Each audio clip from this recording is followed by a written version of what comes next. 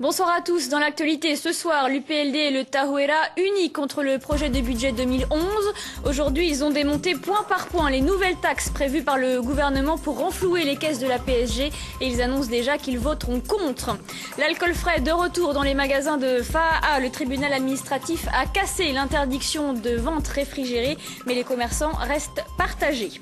Ray Chaz publie son premier roman intitulé Avant la saison des pluies, le quotidien de Tewa, Hiva et Joe qui nous ressemble après les essais nucléaires et en pleine instabilité politique. Et l'auteur est notre invité ce soir. Elle nous dira pourquoi son écriture s'est assombrie.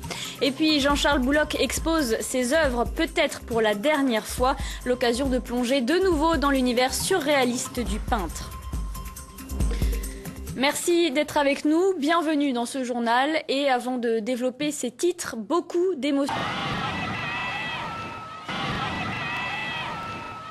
Ray Chaz publie un nouveau livre intitulé Avant la saison des pluies, l'histoire de 3 personnages résolument ancrés dans la société polynésienne d'aujourd'hui.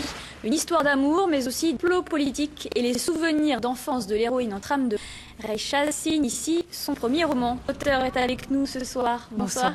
Alors un roman, mais on retrouve plusieurs éléments en lien direct avec l'actualité, puisqu'il y a par exemple un businessman qui est coulé dans le lagon par les listes de renseignement, la mère de l'héroïne morte d'un cancer après les essais nucléaires. Est-ce que c'est aussi un livre engagé?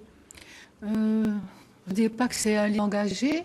J'ai écrit une histoire d'amour que j'ai voulu être contemporaine. Donc je l'ai située dans l'histoire actuelle. Est-ce que vous avez voulu faire passer un message à travers ce livre? Pas vraiment, pas de message, mais raconter un peu ce que nous vivons tous, ce que nous ressentons tous. Tout le monde connaît les douleurs du cancer, de la perte de quelqu'un par cette maladie, bien souvent due aux essais nucléaires. Les événements que nous avons vécus, que nous vivons depuis plusieurs années maintenant, sont une douleur pour tout le monde, sont un malaise en tout cas. Du coup, vous diriez que c'est un livre qui est plutôt pessimiste ou optimiste? Vous avez dit qu'il était plus sombre, que mon écriture était sombre. Mais moi, je le veux optimiste. C'est d'où le titre « Avant la saison des pluies ». Avant la saison des pluies, c'est sombre, il fait chaud, on n'est pas bien.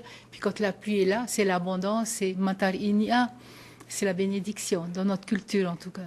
Justement, vous aviez plutôt habitué vos lecteurs à des contes et des nouvelles. Pourquoi avoir changé votre écriture pour un registre plus sombre, justement? En fait, jusqu'à présent, à part Veille que j'ai écrit, qui était mon premier livre, qui a maintenant 20 ans, je n'avais pas le temps de travailler sur un ouvrage tel qu'un roman. Donc, je me contentais d'écrire des nouvelles, des poèmes et des contes l'année dernière. Donc maintenant, j'ai fait ce choix de vie de me consacrer à l'écriture. Et voilà ce que ça donne. En quelques mots, sans dévoiler toute l'histoire, quel profil ont les 3 personnages qui justement tiennent tout le livre?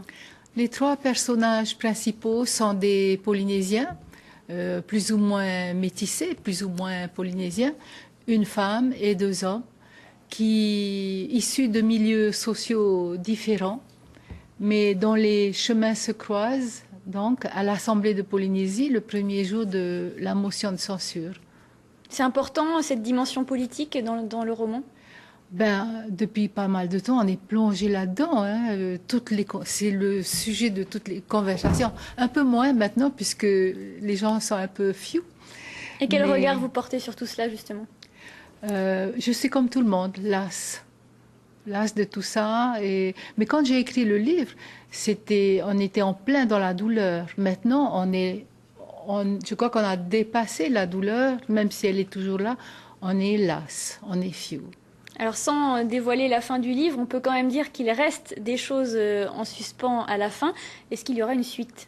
Peut-être. J'y ai pensé, mais je ne sais pas très bien comment faire une suite. Et bien souvent, on est déçu d'une suite, d'un second tome, d'un livre. Je ne sais pas encore. Ray Chaz, merci. Vous dédicacerez donc votre livre demain à la librairie Archipel. Archipel, merci. À partir de 9h. Merci. Et du livre à la toile avec cette exposition